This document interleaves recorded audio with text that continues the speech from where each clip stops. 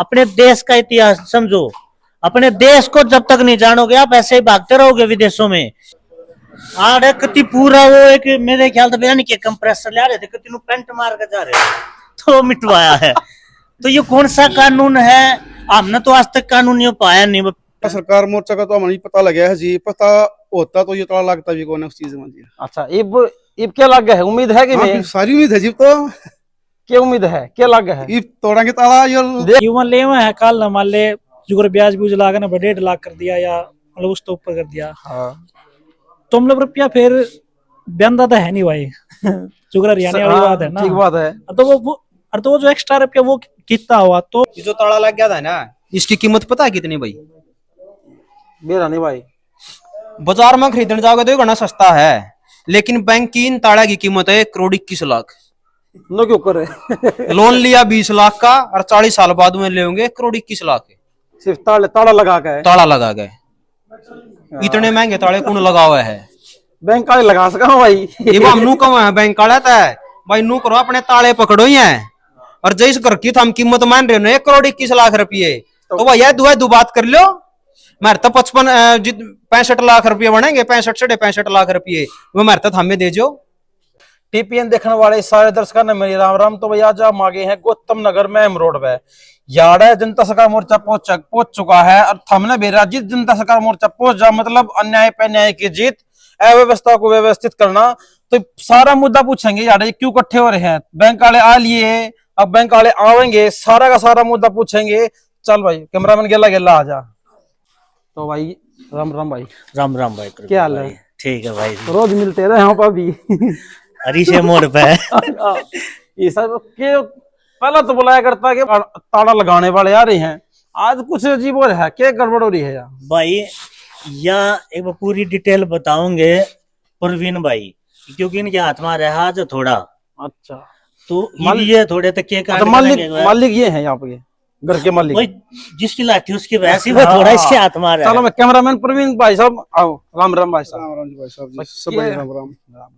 क्या मुद्दा हो गया यार? ये के ताला क्यों लग रहा है यार? लोन लिया था जी हमने। अच्छा, पूरी स्टोरी बताइए मैंने। हाँ, 20 लाख का लोन लिया था भाई साहब हमने। अच्छा, और हमने इसके तकरीबन 5-1 लाख रुपए हमने इसके जमा करवा रखे हैं। और बैंक वालों ने फिर भी इसके ऊपर ताला लगा दिया। क्यों लगा दिया ताला? अरे 41 साल का हमारा लोन कर दिया जी, बिना बताए 41 साल का लोन कर दिया। बिना बताए 41 साल का लोन तो हमने कि मैं बैंक में बोले नहीं भाई हमारा हक नहीं बनता कि मैं बैंक में गए थे, कुछ जवाब भी नहीं दिया, बैंक वाले मारता है। फिर ये क्यों कर लगा? जब जनता सरकार मोर्चा जिंदाबाद हो रहा है तो फिर ये ताला क्यों कर लगा? बताओ फिर। जनता सरकार मोर्चा का तो हमें पता लग गया है जी, पता होता तो ये ताला लगता भी कौन है उस चीज में जी। अच्छा, इब क्या लग गया है? उम्मीद है कि मैं सारी उम्मीद है जी। तो क्या उम्मीद है, क्या लग गया है? इब तोड़ेंगे ताला ये देख लो कदे यार पुलिस जो कर दिया है, गेला मन ने बिठा है, हर तन ने बिठा है ना, कोई दिक्कत नहीं किसी प्रकार की जी। चलो फिर देखो भाई था इनका, देखो भाई क्यों कर ताला तोड़ेंगे ये प्रवीण भाई, जोगन भाई करवाना काम है भाई। प्रवीण तो थोड़ा ले जा, प्रवीण भाई क्या करेगा? प्रवीण तो सारे देखो भाई सामने दे दिए हैं। कैमरामैन यार फोकस करा जाओ भाई एक बार कुछ भूमिका। आम तो भाई आम आदमी तो उसकी ताकत बतावा है क्या है। हम जितना कर सकते हैं हमने इतने सारे कागज दे दिए हैं। ये प्रवीण भाई देखो इन तक क्या करेगा, क्या कर जान लाग रहा है। यो इसका जोश कितना काम कर रहा है हमने बता दिया। गुलामी बैंक का की है, बड़े बड़े कारपोरेट घराने की है। और भाई इन्हें बर्दाश्त कर दो तो कर लो ना, तो ये बैंक वाले कर रहे सर हम फ्रॉड में कागज भाई तो दे दिए हैं। ये भाई करेगा कांड तो मेरे ख्याल मुहूर्त करवाए थे भाई पे, जब जिमारी है तो घनी देर होगी ना, थोड़ा टाइम कर दो भाई, शुरू करो फिर। ले पहला ताला तोड़ दिया भाई, लाग रहा है भाई, कति डर नहीं ना व्यवस्था का।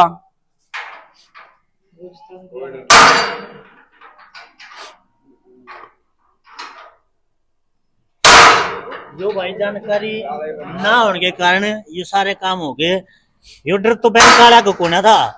और वह जो दीवार थी ना, वह एक बार देखो वो पेंट मार रखा था सारे थे।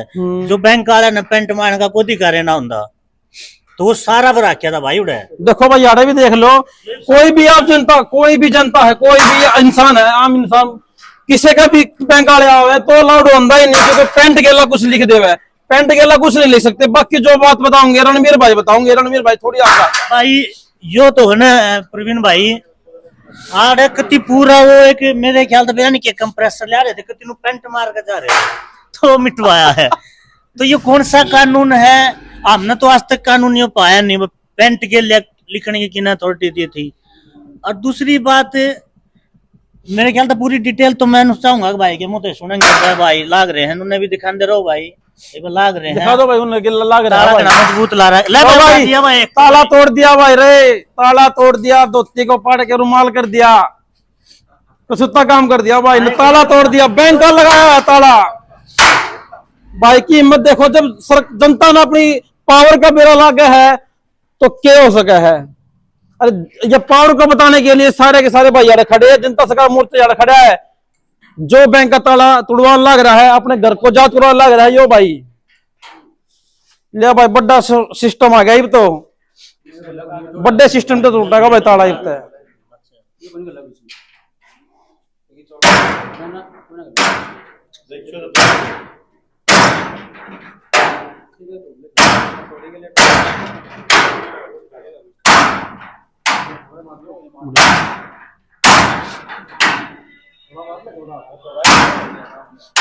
ताला तो पूरा मजबूत लेकर लगा रखा है बैंक वाला ने।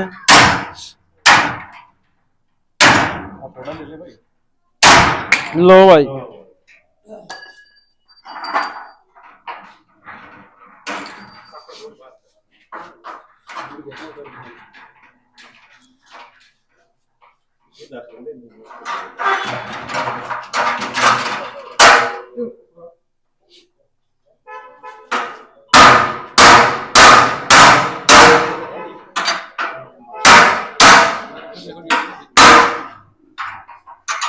भारत की हुंकार है, जनता ही सरकार है, भारत की हुंकार है, जनता ही सरकार है। देखिए भाई, आज हम गोहाना के अंदर मौजूद हैं और जो बैंकों की जो गुंडागर्दी है, आज ये जो ताला लगा रखा था, ये लगा रखा था आईसीआईसी बैंक ने। ठीक, आईसीआईसी बैंक की सरेआम गुंडागर्दी है। मतलब देश की जनता को एक किस प्रकार का पूरा माहौल बनाया जा रहा है कि वह कभी कर्ज से मुक्त हो ही ना। इस भाई ने लोन लिया था, जो लोन लिया था इसने, लोन होया था इसका 240 महीने का, यानी कि 20 साल का इसने लोन लिया था। ये मेरे पास बैंक का सैंक्शन लेटर है, इसके अंदर साफ साफ लिखा गया इसने 20 लाख का लोन लिया है और 240 महीने का इसने लोन लिया है।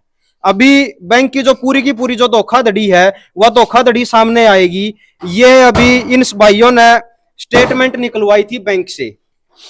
इस स्टेटमेंट के अंदर जो लोन टेनर है, जो उसकी ईएमआई थी, वह ईएमआई इसको 20 साल के लोन को 40 साल कर दिया गया, बगैर इनकी कोई कंसेंट लिए, बगैर इनकी कोई अनुमति लिए। तो जो इन्होंने लोन लिया था 20 लाख, वो जब इसकी कैलकुलेशन लगाई जाए, किस्त भी बढ़ाई गई है इसके अंदर। जो इन्होंने लोन लिया उसमें किस्त थी इनकी 24,148 रुपए। ठीक, और जो अब किस्त कर दी गई है, अब किस्त कर दी गई है 25,251 रुपए, यानी कि जो 25,251 दोहरी मार यहाँ पर बैंक ने डाली है।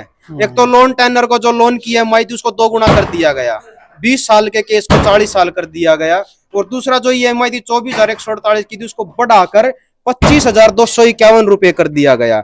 यानी कि जब ये साल के जो 40 साल के अंत में जाके ये जो टोटल रुपया देगा वो जाएगा इसके पास से, इसके पास जो टोटल रुपया जाएगा वो जाएगा 1,21,00,000। लोन लिया 20 लाख का और 1,21,00,000 कहां से देगा? क्या इस मकान की कीमत 1,21,00,000 रुपए है? ये किस प्रकार की गुंडागर्दी कर रहे हैं। ऊपर से यहाँ पर तहसीलदार आता है, जो सरफेसी एक्ट, उस सरफेसी एक्ट के माध्यम से ये लोग जो गुंडागर्दी कर रहे हैं। डीएम जो घरों को छीनने का काम कर रहा है, वो किस राइट है? क्या उसने ये देखा नहीं कि बैंक की सरेआम गुंडागर्दी है?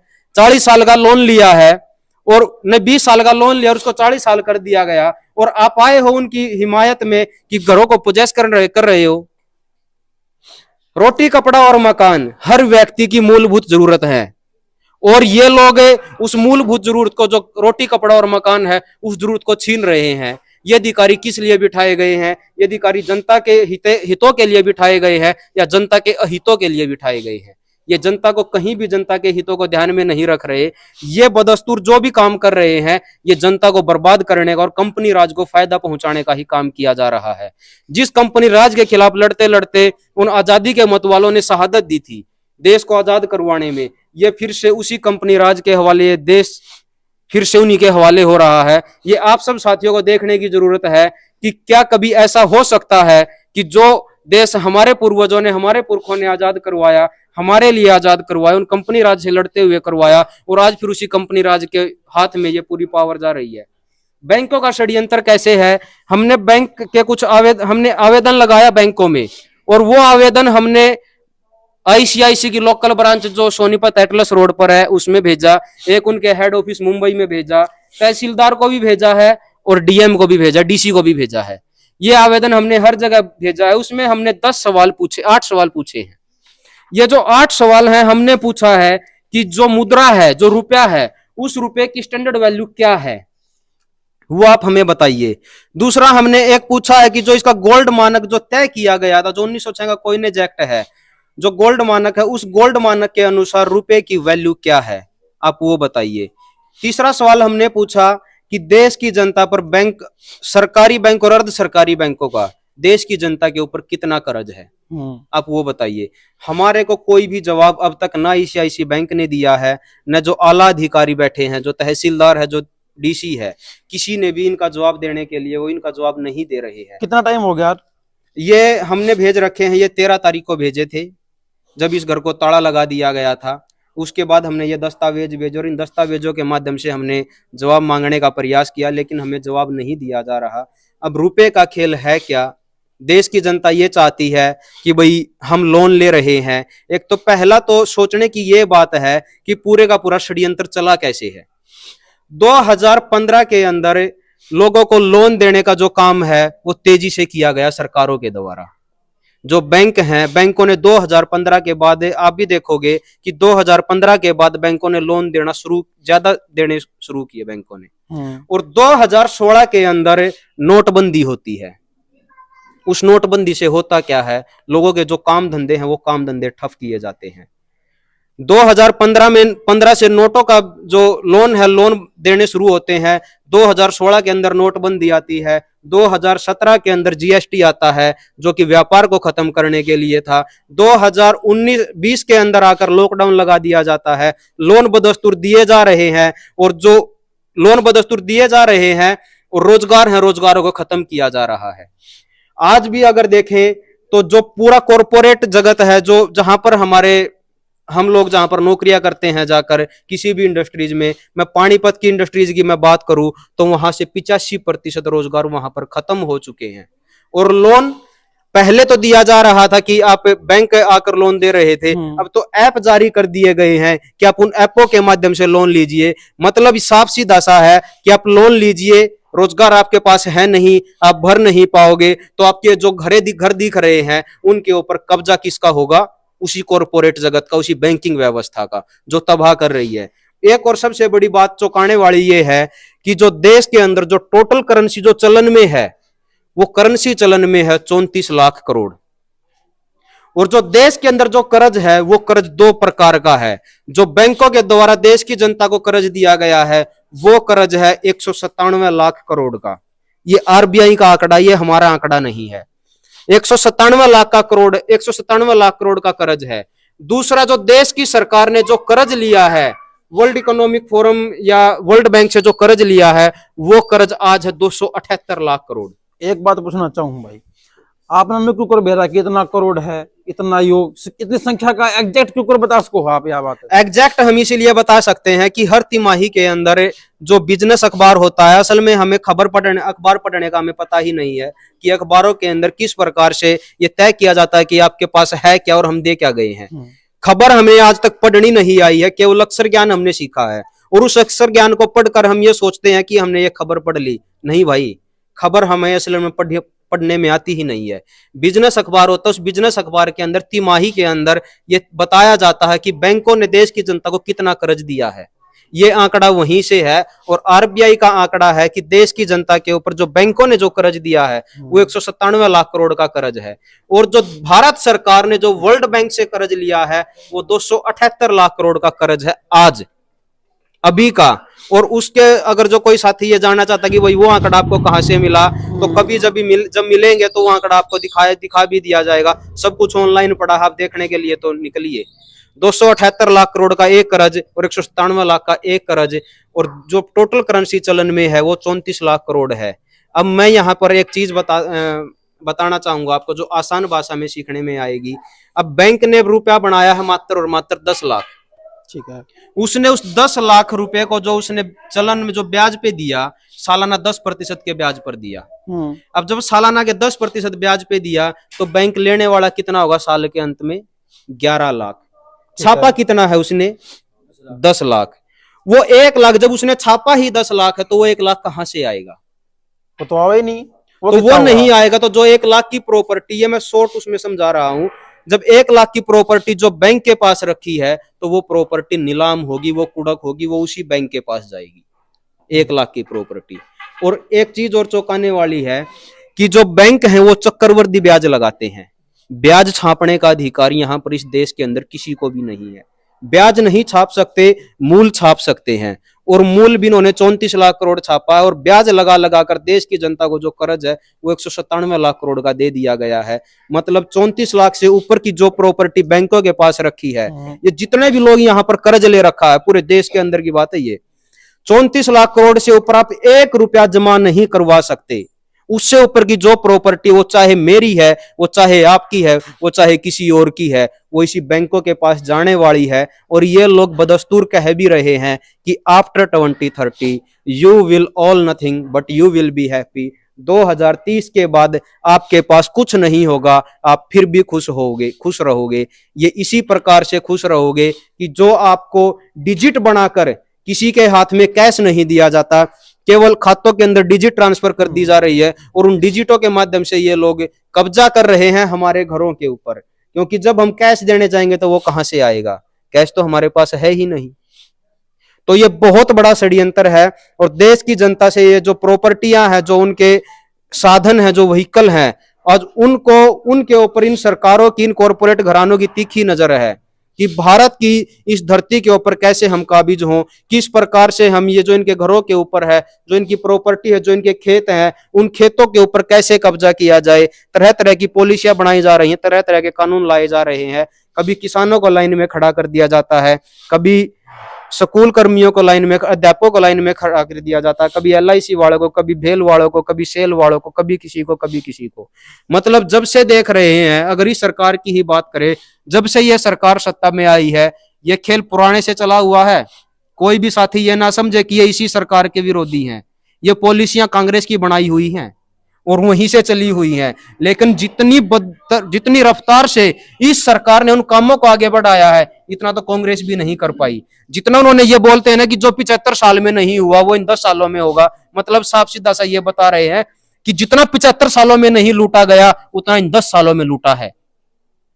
इतने पोजेशन पिछले 75 सालों में नहीं हुए जितने इन 10 सालों के अंदर हुए हैं।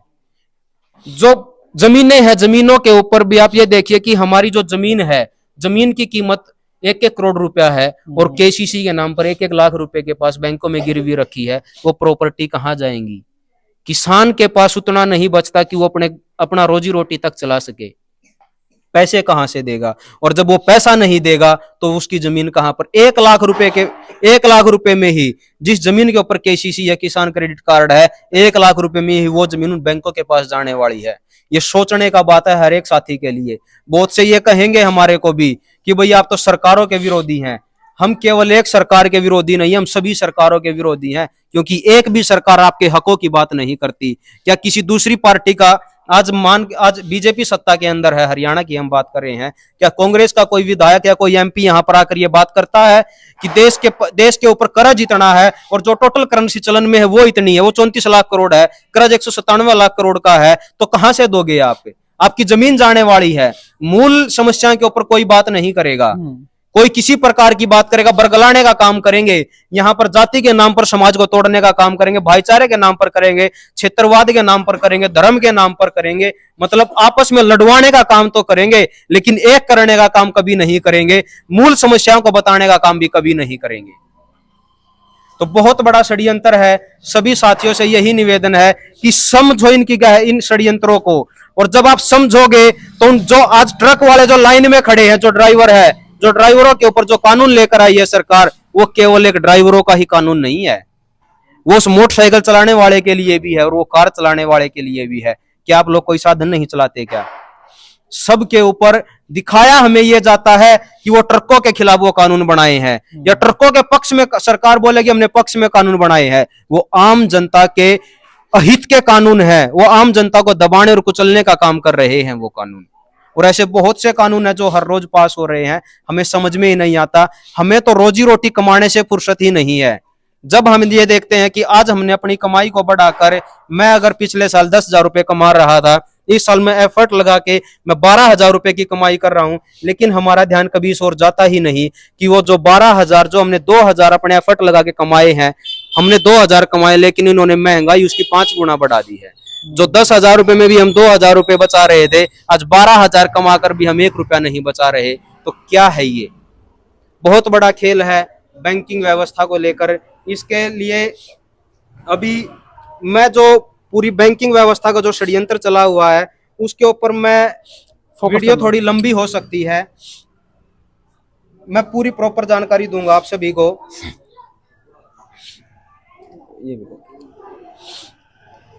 हम देश की सरकार से और बैंकों से पूछते हैं कि देश एक है तो करेंसी नोट 2 प्रकार के क्यों? अब आप लोग कहोगे कि 2 प्रकार के कैसे? ये 1 रुपए का नोट है, इसके ऊपर गौर करिएगा। ये 1 रुपए का नोट है और इस नोट के ऊपर लिखा हुआ है भारत सरकार। इसके आगे ये 2 रुपए का भी नोट है मेरे पास। 2 रुपए से लेकर और 2,000 के नोट के ऊपर रिजर्व बैंक ऑफ इंडिया क्यों? या तो इस 1 रुपए को भी भारत सरकार, इस 1 रुपए को भी रिजर्व बैंक ऑफ इंडिया छापे, नहीं तो जो 2 से 2,000 के नोट हैं उसको भी भारत सरकार छापे। ऐसा क्यों नहीं कर रहे? इसके पीछे का बहुत बड़ा झोल है, बहुत बड़ी कहानी है इसके पीछे कि भारत सरकार के पास ये दोनों नोट है, आपस में बता रहे हैं। जो लोग ये बोलते हैं ना कि आरबीआई भारत सरकार का एक अंग है, ये दोनों नोट अपने आप में बता रहे हैं कि भारत सरकार अलग है और आरबीआई अलग है। अगर दोनों एक है तो दोनों नोट आरबीआई या भारत सरकार ही क्यों नहीं छाप रही? ये अपने आप में ये दोनों नोट अलग साबित कर रहे हैं। अब दूसरी बात है कि ये जो 1 रुपए का नोट है, इस 1 रुपए के नोट के ऊपर कोई भी वचन खंड नहीं है। वचन खंड का मतलब कि मैं धारक को 1 रुपया अदा करने का वचन देता हूं, वो कोई भी नहीं है। असली करेंसी नोट ये है। ये है जो 2 से लेकर 2,000 के जो नोट हैं, ये है बैंक नोट। और इन बैंक नोटों के ऊपर लिखा हुआ है 2 रुपए के नोट पर कि मैं धारक को 2 रुपए अदा करने का वचन देता हूं। ये शब्द क्यों लिखे गए हैं? मतलब ये बता रहे हैं कि मैं 2 रुपए नहीं हूं, मैं 2 रुपए अदा करने का वचन देता हूं। 2 रुपया क्या है? 2 रुपया असल में 2 रुपया ये है,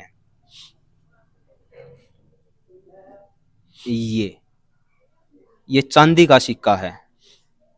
हमारे मूलधन को हमारे बीच से गायब कर दिया गया और हमें ये कागज के नोट पकड़ा दिए गए। कागज के नोट पकड़ाए कैसे? कागज के नोटिस के लिए पीछे अंग्रेजों के टाइम की बात करेंगे हम कि जब अंग्रेजों का शासन इस देश में हुआ करता था, जब हम गुलामी के दौर में जिया करते थे, उस समय पर जब हम लेन देन करते थे तो यहाँ पर पाई भी चली है, कोडी भी चली है, धेला भी चला है, आना भी चला है, तरह तरह की करेंसियां चली हैं। लेकिन अंत में आकर जो मुद्रा थी वो मुद्रा इसके ऊपर आकर टिक गई थी, जो चांदी का नोट था 1 रुपया, जो चांदी का सिक्का था, नोट नहीं था ये। इस चांदी के सिक्के पर आकर रुकी। इसका मतलब क्या था? इसमें इसका जो कीमत जो निर्धारित होती थी 777 मिलीग्राम सोना, वो रिजर्व रख के उसके एवज में ये छापा जाता था, ये बनाया जाता था। ये चांदी का सिक्का 1 रुपया, ये जो 1 रुपया बनाया जाता था, इसमें जो वो मोहर होती थी 15 सिक्कों के बराबर एक सोने की मोहर मिलती थी, जो कि जिसका वजन 1 तोड़ा होता था। ये भी 1 तोड़े का ही है, 10 ग्राम तोड़ा नहीं, 11.665 ग्राम शुद्ध तोड़ा। आज हम 10 ग्राम को तोड़ा मान रहे हैं, तो ये 15 सिक्के बराबर में एक सोने की मोहर शुद्ध 24 कैरेट गोल्ड की होती थी वो।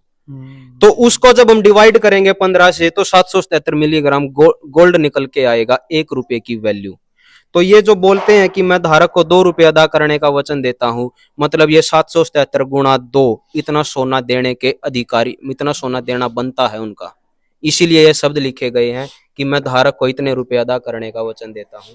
अंग्रेजों ने खेल क्या खेला था हमारे साथ? अंग्रेजों ने कहा कि ये जो धन है जो आप ये अपने घरों में ले रहे हो, पहले हमारे गांवों में, हमारे शहरों में चोरियां करवाई गई। जब चोरी होनी शुरू हुई तो लोगों को चिंता हुई कि अब हम अपने इस धन को सुरक्षित कहाँ रखें। तो अंग्रेजों ने कहा कि आप ये धन हमें दीजिए, हम आपको कागज के नोट देंगे, और जब आपको जरूरत होगी आप ये कागज के नोट दीजिए और अपना असली धन लेकर जाइए। तो लोगों ने जो उनका असली धन था, ये चांदी के सिक्के और वो जो मोहर थी, उन मोहरों को उन्होंने बैंकों में जमा करवाना शुरू किया। और जब उनको बैंकों में जमा करवाया तो उसके बदले में मिली ये रसीदें। ये रसीद है, ये कोई रुपया नहीं है। जब ये रसीद मिलनी शुरू हुई तो कुछ लोगों को, मान के चलो मेरे को एक रसीद मिली, तो जब मेरे को जरूरत पड़ी तो मैंने ये रसीद जाकर बैंक में दी और उसके बराबर में मेरे को मेरा मूलधन मिल गया, मतलब चांदी के सिक्के, चांदी के रुपए मिल गए। तो मेरे को विश्वास हो गया कि इसके बदले में ये मिल रहा है।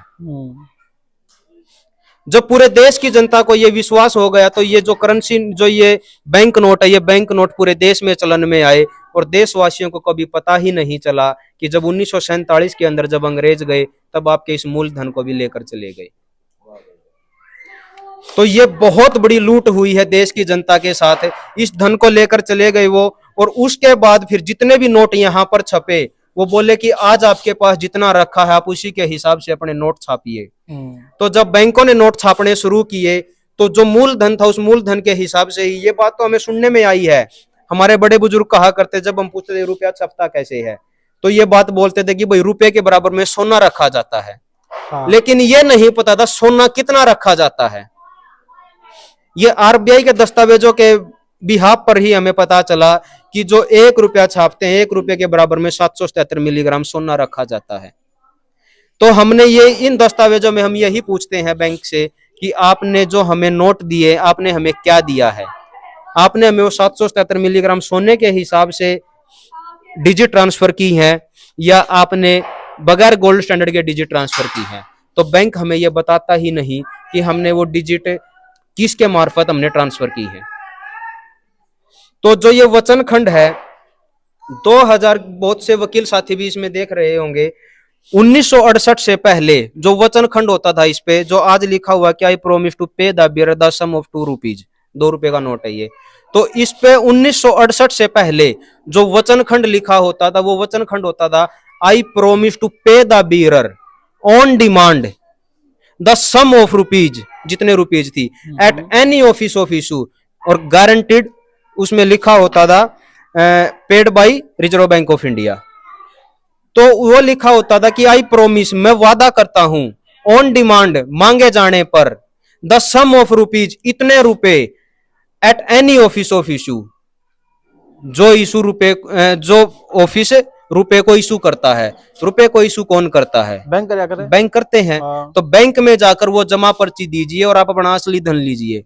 1968 में क्या घोटाला किया, उस समय पर कांग्रेस की ही सरकार थी।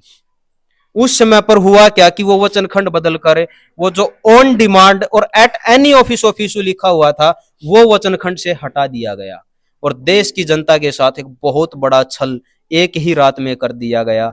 जैसे एक ही रात में नोटबंदी हुई थी, जैसे एक ही रात में ये वचन खंड को बदला गया, मतलब देश की जनता के साथ बहुत बड़ा फ्रॉड हुआ है। अगर कोई वकील साथी इन वीडियो को देख रहे हैं तो वो कमेंट बॉक्स में अपनी राय भी जरूर दीजिएगा कि अपना खुद का एफिडेविट बदलने के ऊपर भी सजा का क्या प्रावधान, आप बताइएगा हमें।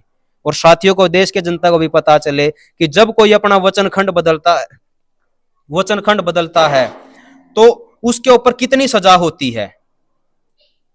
और ये वचन खंड जो पूरे नोटों पर बदला गया है, बैंक नोटों के ऊपर, तो उसकी सजा का हकदार कौन है? रिजर्व बैंक का जो उस समय पर गवर्नर हुआ करता था वो गवर्नर भी सजा का हकदार है, और जो उस समय पर सत्ता पक्ष में जो सरकार थी वो भी उतनी ही कसूरवार है। अगर देश की जनता जाग जाए तो सबको जेल के अंदर जाना होगा, अगर देश की जनता जागे तो। और जब तक आप ये सोचोगे कि भाई हमारी लड़ाई कोई और ही आकर लड़ेगा, तो आप यकीन मानिए कि ऐसे ही आपके घरों पर ताले लगाए जाएंगे, आपके रास्ते राह चलते हुए आपकी गाड़ियों को उठाया जाएगा, आपके व्हीकल को उठाया जाएगा और आपके घरों के ऊपर इसी प्रकार कब्जे होंगे, आप कुछ भी नहीं बचाओगे। 1-1 लाख में आपकी जमीन जाने वाली है और ये घर भी जाने वाले हैं। जब तक आप बैंकों का असली खेल नहीं समझोगे, रुपए के ऊपर चर्चा शुरू नहीं करोगे, तब तक आपको कोई नहीं बचा सकता। जब आप इस खेल को जानोगे और इकट्ठे होकर लड़ाई लड़ोगे, तो यकीन मानिए कि ये जो आज राज कर रहे हैं, ये अंग्रेजों की तरह भगाने पड़ेंगे इस देश के अंदर से। गोरे अंग्रेज इस देश से बाहर गए हैं, काले अंग्रेज नहीं गए हैं। भगत सिंह ने भी एक बात कही थी, जब उनसे बीबीसी का एक पत्रकार था जो लगभग 1 हफ्ता पहले उनसे इंटरव्यू लेने गया था, जब उनको फांसी की सजा हुई थी, तो उससे पूछा था कि आप बोल रहे थे कि देश आजाद होगा, आप तो बगैर आजादी के चल दिए। वो बोला कि देश आजाद 100% होगा। वो बोला आप कैसे कह रहे हो, और उसने समय भी बता दिया कि ठीक 15 से 14 से 16 साल के बीच में देश आजाद होगा। और आप देखिए कि उस 23 साल के नौजवान की क्या बौद्धिक क्षमता रही होगी कि जिसने बताया 14 से 16 साल के अंदर यह देश आजाद होगा, और ठीक 16 साल के बाद यह देश आजाद हुआ। लेकिन उसने एक पीड़ा अपनी व्यक्त की थी कि ये देश तो आजाद होगा, लेकिन ये जो गुलामी का जो सिस्टम है, जो अंग्रेजों के द्वारा बनाई गई व्यवस्था, ये व्यवस्था ज्यों की त्यों बरकरार रहेगी। यहां से गोरे अंग्रेज तो चले जाएंगे, लेकिन सत्ता में आकर वही काले अंग्रेज, गोरे अंग्रेजों की बजाय काले अंग्रेज शासन करेंगे। व्यवस्था नहीं बदलेगी, सत्ता बदलेगी। और काम भी वही हुआ कि 15 अगस्त 1947 को ट्रांसफर ऑफ पावर एग्रीमेंट हुआ था। सिस्टम को अपडेट नहीं, सिस्टम का ट्रांसफर नहीं किया गया था। तो व्यवस्था वही अंग्रेजों की बनाई हुई है, और उस अंग्रेजों की बनाई हुई व्यवस्था में अगर कोई अच्छा व्यक्ति भी जाएगा तो सिस्टम ऐसे ही चलेगा। जैसे रावण की व्यवस्था में अगर राम भी राज करेगा तो राम भी वही शोषणकारी साबित होगा, और अगर राम की व्यवस्था, बनाई हुई व्यवस्था में अगर रावण भी राज करेगा तो उसके राज में उसकी जनता ऐसे ही खुशहाल रहेगी। अगर व्यवस्था बदलनी है तो राम की व्यवस्था लेकर आनी पड़ेगी। आप सब एक होगे तो ये देश को आजाद कभी करवाया जाएगा। आज अगर ट्रक वाले साथी रोड के ऊपर बैठे हैं तो हमारा हक बनता है कि हम भी उनके पास जाकर बैठे, उनका साथ दें। ये लड़ाई केवल ट्रक वाले साथियों की नहीं है।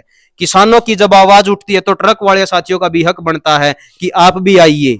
10 दिन बाद एक चीज देखिए आप, 2020 के अंदर किसानों ने धरना दिया, दिल्ली को चारों तरफ से घेरा, उनकी आवाज किसने उठाई? एक मजदूर आया था उसके साथ में, और कोई नहीं आया था। अगर सारे सभी के सभी वर्ग उसी समय आ गए होते तो आज ना LIC वालों को लाइन में लगने की जरूरत थी, ना रेलवे वालों को लगने की जरूरत थी, ना अध्यापकों को लगने की जरूरत थी, ना जिन ट्रक वालों को लगने की जरूरत थी, क्योंकि वो सत्ता को बता गए होते कि हम सब एक हैं, हम इस देश के नागरिक हैं। और जब उस समय पर सत्ता ने देख लिया कि किसानों के लिए कानून बनाए और किसान ही लड़ रहे हैं, तो बाकी लोगों के ऊपर भी एक्सपेरिमेंट कर रहे हैं, और वो एक्सपेरिमेंट लगातार हो रहे हैं। और 2024 के अंदर आप अपनी नस्लों को अगर जो नहीं बचा पाओगे, आपकी नस्लों को, आपके DNA को डिकोड किया जा रहा है।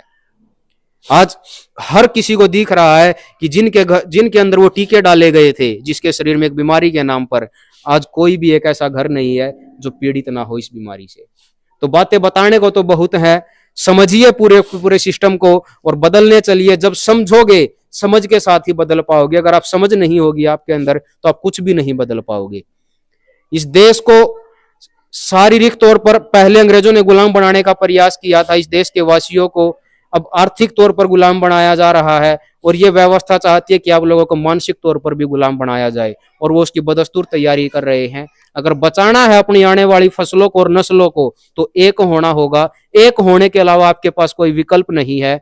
और मैं आपके चैनल के माध्यम से इस DC और तहसीलदार को भी बताना चाहता हूं कि आप बैठे हो हमारे लिए, कॉरपोरेट जगत के लिए नहीं। अगर आप पुलिस या कॉरपोरेट जगत के लिए बनाओगे तो इस आम जनता को मजबूर होना पड़ेगा। जैसे आज इन भाइयों ने मजबूरन होकर ये हथौड़ा उठाया है और अपने घर पर अपना कब्जा लिया है, तो मजबूर ना कीजिए आप देश की जनता को कि वो अपने हकों के लिए वो हथौड़ा ऐसे ही उठाए।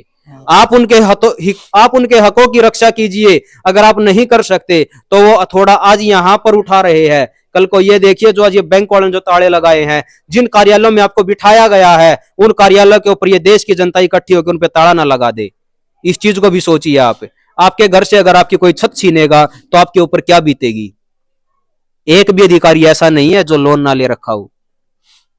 आज इस देश के अंदर जो बच्चे पैदा हो रहे हैं, हर एक बच्चे के ऊपर लगभग 2.25 लाख करोड़ रुपए का कर्ज, 2.25 लाख का कर्ज है एक बच्चे के ऊपर। देश की आबादी 141 लाख करोड़ है। 141 लाख करोड़ को 277 लाख करोड़ से डिवाइड करके देखिए कि आपके ऊपर कितना कर्ज है। और 277 प्लस 197 लाख करोड़, और उसको डिवाइड करोगे आप 141 लाख करोड़, 141 करोड़ से जो देश की जनता है, तो लगभग 3.5 लाख का कर्ज बैठता है प्रति व्यक्ति। कौन चुकाएगा उसको? है ही नहीं तो कौन चुका देगा? कौन चुकाएगा? जो चीज है ही नहीं, मेरे पास आज ये है, अगर मेरे से कोई मांगेगा तो मैं दे दूंगा ना। जब मेरे पास ये है ही नहीं तो मैं दूंगा कहां से? साफ सीधा लॉजिक है। सही बात है। आपके पास 2 माइक हैं, आप 2 माइक से दो बंदों से बात कर सकते हो। अगर आपको बोले कि 10 बंदे बात करेंगे तो जो वो चीज है ही नहीं तो कैसे कर पाएंगे? नहीं हो पाएगा वो तो जो रुपया है ही नहीं उसको देंगे कहां से? है तो 34 लाख करोड़, हम कहां से देंगे 277 लाख करोड़ और 197 लाख करोड़ जो है ही नहीं? तो प्रॉपर्टी जानी तय है, बचाना है तो आवाज उठानी होगी। धन्यवाद आप सब साथियों। एक बात और अगर ऐड कर देता हूँ मैं इसी के अंदर, शायद रविंदर भाई बताना भूल गए। कुछ साथियों को ना एक ये बात आज तक समझ नहीं आ रही और थोड़ा वहम में है। कुछ साथी वो सोचते हैं कि ये जो रिजर्व बैंक है ये भारत का है। तो थोड़ी मैं अपने आप ये अपने बुद्धि से सोचना भाई, मैं थोड़ा हाँ ये बात रोशनी डालता हूँ इस बात पे। ये जो रिजर्व बैंक है, ये रिजर्व बैंक 1934 में आया था, 1934 में इसका गठन हुआ। तो भाई 1934 में मेरे ख्याल से सभी जानते हैं कि यहाँ पे अंग्रेजों का राज था। तो ज्यादा ये बात कहने की जरूरत नहीं कि ये जो आरबीआई जिसके आप चक्कर में हो कि ये भारत का है, ये भारत का नहीं है, ये करेंसी ही सारी फ्रॉड है। हम तो हर बार लाइव में ये बात बोलते हैं कि ये सारी करेंसी ही फ्रॉड है। दूसरी चीज जो आरबीआई है, ये आरबीआई के बारे में थोड़ा और डिटेल में बता देता हूं मैं। ये जो आरबीआई है ये बैंक ऑफ इंग्लैंड की शाखा है, बैंक ऑफ इंग्लैंड की शाखा है। और बैंक ऑफ इंग्लैंड भी किसी के अधीन है। वो किसके अधीन है? वो है ईस्ट इंडिया कंपनी के, इजराइल का ईस्ट इंडिया कंपनी। वही जो सबसे पहले एक ही कंपनी भारत के अंदर आई थी और उस एक कंपनी के ऊपर भारत में सबसे बड़ी बगावत हो गई थी। और आज आप सब जानते हैं कि सारी ही कंपनियां विदेशी हैं। भारत के अंदर भारत की कोई कंपनी नहीं बची है, सारी ही विदेशियां राज कर रही हैं और आम लोग आराम से सोए हुए हैं। तो जैसे रविंदर भाई ने बताया था कि एक क्वेश्चन पूछना चाहूंगा रणवीर भाई। आपने कहा कि ईस्ट इंडिया कंपनी जो है वो इजराइल की है। जी भाई। लेकिन हमने किताबों में पढ़ा है कि वो तो ब्रिटेन ताई थी, इंग्लैंड ताई थी। वो तो भाई किताबों में तो इस नोट को भी इसलिए बताया गया था और किताबों में टीवी में तो ये भी किताबें भी छप चुकी हैं। जो ये फर्जी महामारी जो रविंदर भाई ने बताई, जो जहर उतारा गया, इसको भी सही बताया गया था। और हमारे जो हीरो चुने गए थे वो भी ये बात बोले थे, जब तक दवाई नहीं जब तक ढिलाई नहीं। आप रिसर्च करिए, आप खुद से जानिए, हमारी भी बात मत मानिए। आप रिसर्च करिए इसके ऊपर और आप खुद खोज करेंगे तो इसका निष्कर्ष निकाल पाएंगे। आप किसी की बातों पे मत जाओ, हमें सारा इतिहास ही झूठा पढ़ाया गया है। तो आप खुद जानकारी लीजिए। और जैसा कि अभी ये भाई जो ड्राइवर भाई बैठे हैं, बोला ना, 1 मिनट, जो भाई ने बताया ना कि वो कैसे है। हाँ। आप एक चीज देखिए, जितने भी नोट हैं सबके पास ये बैंक नोट हैं। इन बैंक नोटों के ऊपर लिखा होता है रिजर्व बैंक ऑफ इंडिया, और रिजर्व बैंक ऑफ इंडिया के नीचे लिखा होता है guaranteed by the central government. अभी एक आरटीआई लगाई थी हमारे किसी साथी ने, उसमें पूछा था कि सेंट्रल गवर्नमेंट कौन है। रिजर्व बैंक में लगाई थी वो आरटीआई। तो रिजर्व बैंक ने कहा है कि हम नहीं जानते कि कौन है सेंट्रल बैंक, सेंट्रल गवर्नमेंट। जब वे जानते नहीं उनका नाम क्यों फिर उनका नाम क्यों लिखा हुआ है? जो भारत है, जो भारत सरकार है, उसको 3 ही प्रकार से संबोधित किया जाता है जो आप संविधान के अंदर देखोगे। भारत सरकार लिखा जाता है, यूनियन रिपब्लिक ऑफ इंडिया और यूनियन स्टेट कुछ ऑफ इंडिया, इस प्रकार से लिखा जाता है। लेकिन कहीं पर भी संविधान के अंदर सेंट्रल गवर्नमेंट नहीं है। सेंट्रल गवर्नमेंट जो शब्द है ये लिखा गया था जब ये बैंक बने थे, इन बैंकों के माध्यम से जो वही ईस्ट इंडिया कंपनी का जो राज हुआ करता था, मतलब सेंट्रल गवर्नमेंट वो शब्द है कि वो जितने देशों के ऊपर राज कर रहे थे उनके ऊपर सेंट्रल में उनके ऊपर राज कौन कर रहा है। जैसे अंग्रेजों का अंत समय पे जब उन्होंने राज उनका यहाँ से गया था, उस समय पर भी 72 देशों के ऊपर उनका शासन हुआ करता था। तो जो 72 देशों पर जो शासन कर रहे थे उसी के पैरेलल में शब्द लिखा गया था सेंट्रल गवर्नमेंट। ये हम अपनी बात नहीं बता रहे हैं, ये आरबीआई ने खुद नकारा है कि हम नहीं जानते कि सेंट्रल गवर्नमेंट कौन है।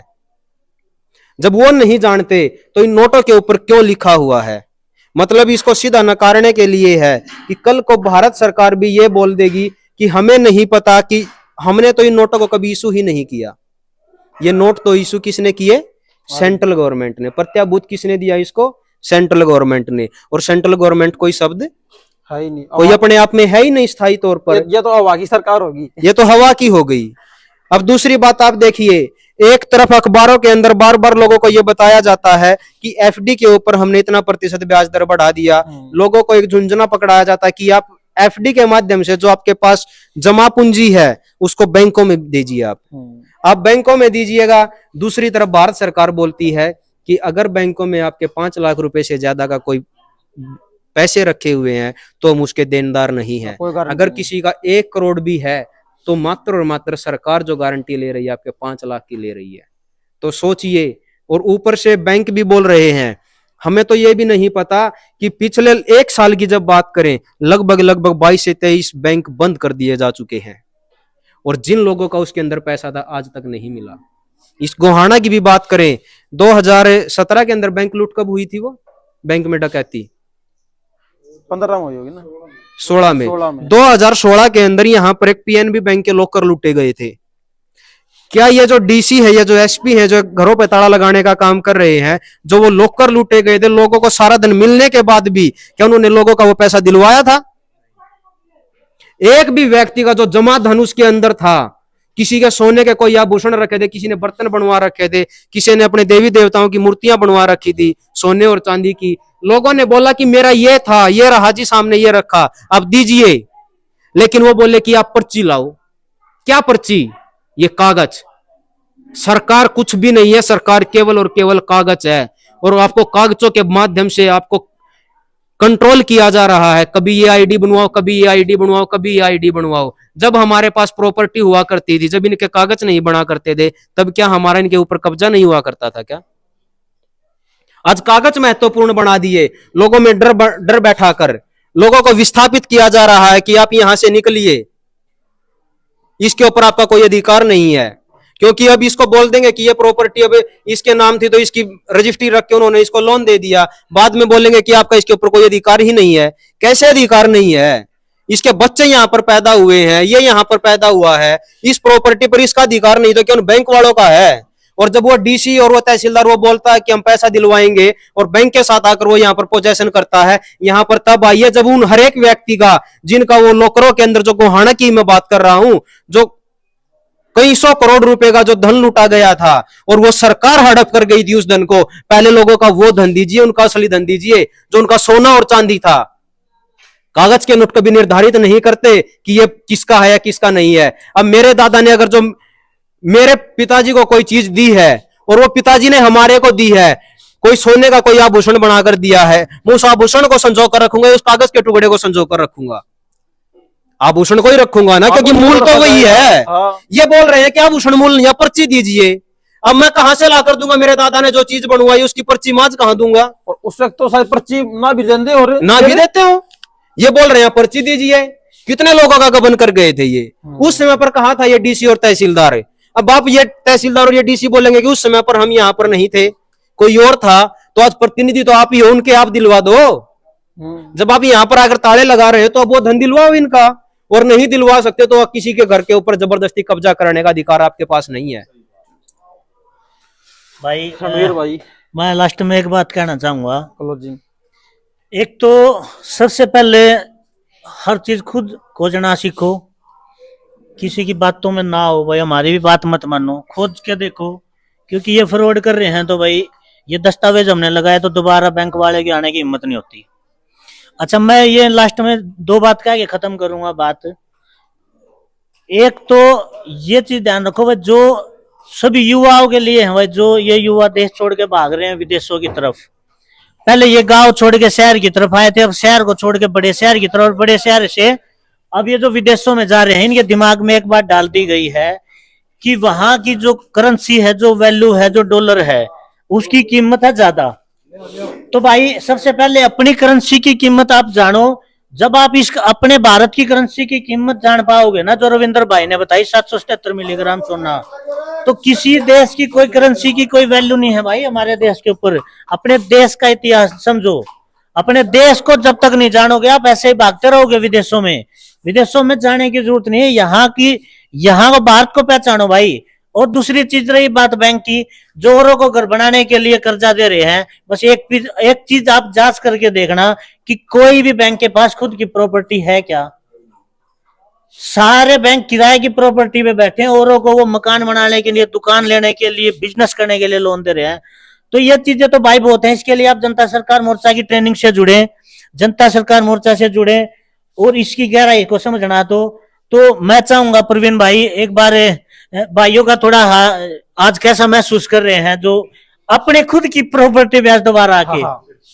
तो भाइयों से जानकारी आप अपनी भीतर की बात बताओ कि अब अपना घर उल्टा मिल गया। हाँ जी, क्या कुछ कहना चाहो, कैसा फील हो रहा है आपने? बहुत बढ़िया फील हो रहा है भाई साहब। और जो भाइयों ने हमारे साथ दिया है, मैं इनका मतलब बहुत धन्यवाद करता हूँ भाइयों का मैं। ठीक है, अगर ये जनता सरकार मोर्चा मेरे साथ में होता तो शायद मकान मुझे मिलता भी नहीं।